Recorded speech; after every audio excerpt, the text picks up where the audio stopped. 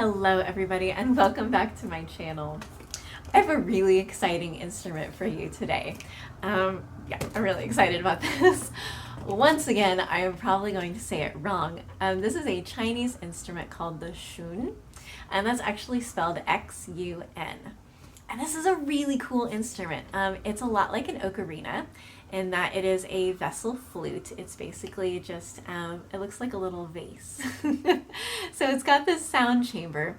But unlike an ocarina, where you just put your mouth on the mouthpiece like a recorder and blow into it, the Xun has a mouthpiece that is more like a soda bottle. So it's going to be really cool, and I'm excited. Let's open it up. Okay, here we go. All right. Oh, so inside we have, like a little display stand. That's cute. I like that idea. A little bag, presumably to carry it around in. I like that. Oh my goodness. Get a whole big book about, all about the Xun. There's like fingering charts in here, which is handy. It does use the number notation system, it looks like, and there's all kinds of songs in here using that number notation. For those of you who are more familiar with Western systems of notation, basically, and this is very basic, it just takes the major scale and basically numbers them 1 through 7. So if you're on the C major scale, C is 1. And then you just you play the notes the numbers as you would notes corresponds, but you can use it for any scale. Like for instance, if you're in the key of G, number 1 would be G rather than C. So it's a more versatile notation system, but maybe also a little more complex if your brain is not used to thinking that way.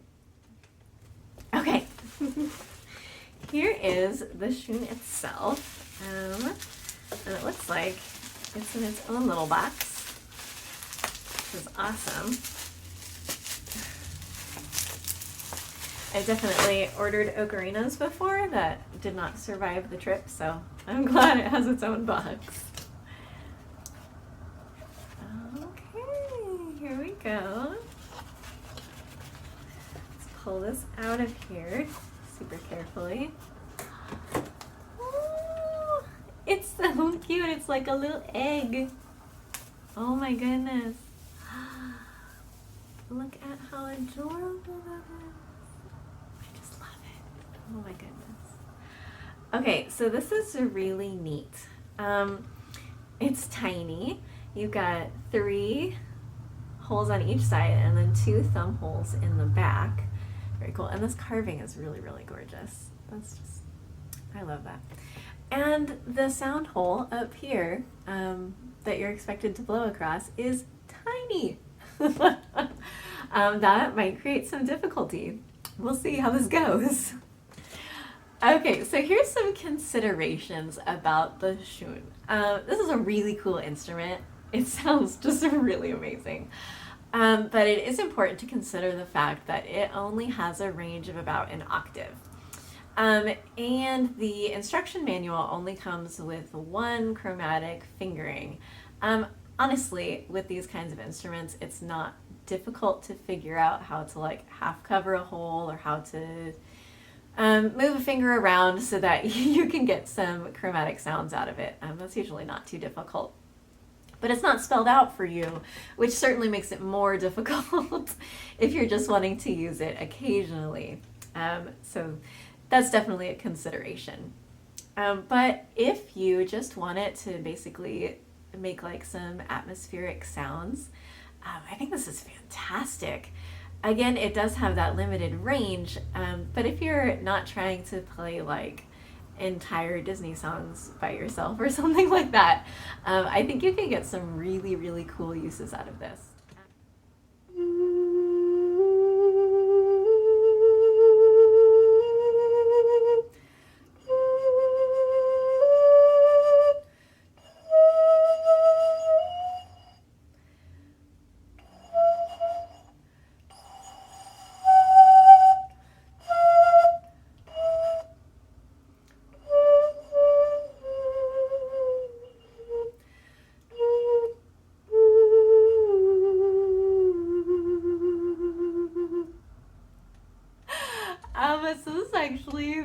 difficult to do. Because of the tiny size of the sound hole up top, you're actually having to adjust the instrument pretty drastically at an angle. So the lower notes, you need it sort of pitched towards you. Because if you move it outwards, it's just not going to sound.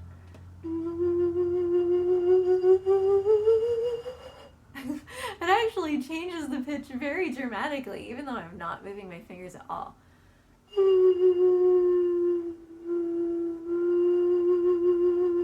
It's fascinating.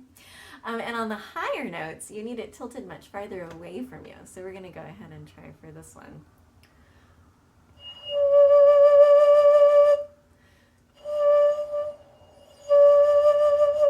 Unless you're in that sweet spot, you're just not going to get a sound out of it.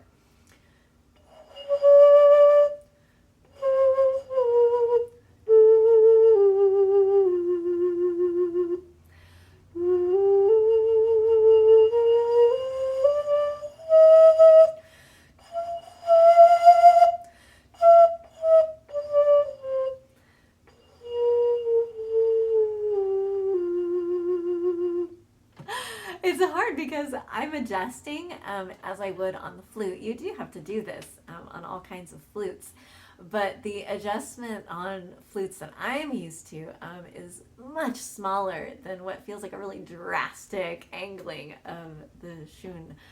So interesting. This is definitely going to be the kind of thing that if you're wanting to play something more than just atmospheric things that stay kind of close to the same notes or hop one interval at a time. If you're wanting to play like more pieces that sort of jump around more, that is going to be something you're going to have to build muscle memory for, because it's just hard to do.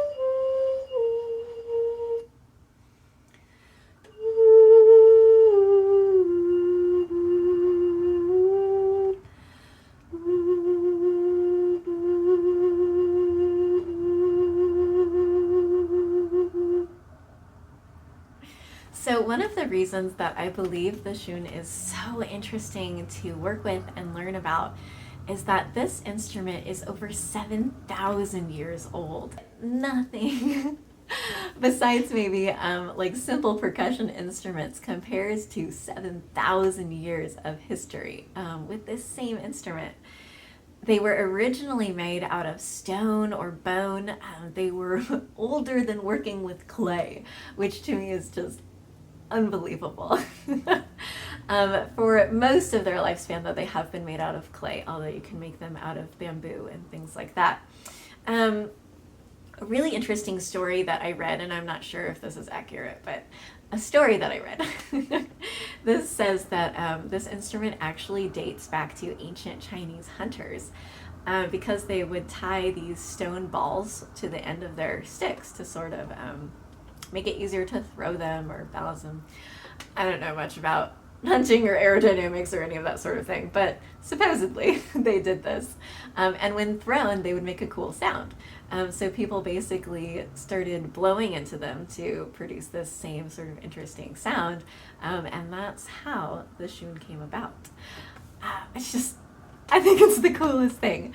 Instruments with history are my absolute favorite, especially when that history ties us back to such ancient times. I know I talk a lot about how I really don't believe that you have to be good at music. I don't think that I myself am all that great at music. I'm not technically proficient on really any instrument. That's not something I'm terribly dedicated to. I really believe that music is about fun. It's about expression. It's about art. And not trying to knock people who are really, really good at their instrument, because obviously there's a great deal of expression and art out there that requires that you be very, very good at it. I wish I could play original Debussy on the harp, but that's never going to happen for me. I'm not that dedicated. But I don't think that you have to be that good in order to really enjoy the fun, the beauty of music. And I think that thinking about our ancestors 7,000 years ago, sitting around a campfire, just discovering that this rock makes sounds if you blow on it, and the joy that that must have brought them, just the fascination they must have had. I want to bring that into my life. I want to have that same joy, that same fascination about music. And I want to inspire it in others. So hopefully this video has brought you some joy.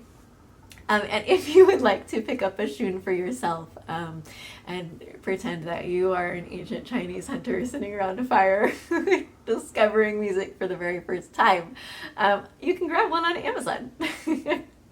There's a link down in the description. Thank you all so much for watching me and putting up with, my flights of fancy. If you have any questions, or if you have your own fun ideas or flights of fancy that you would like to go on about, please do down in the comments, because I love to read that kind of stuff.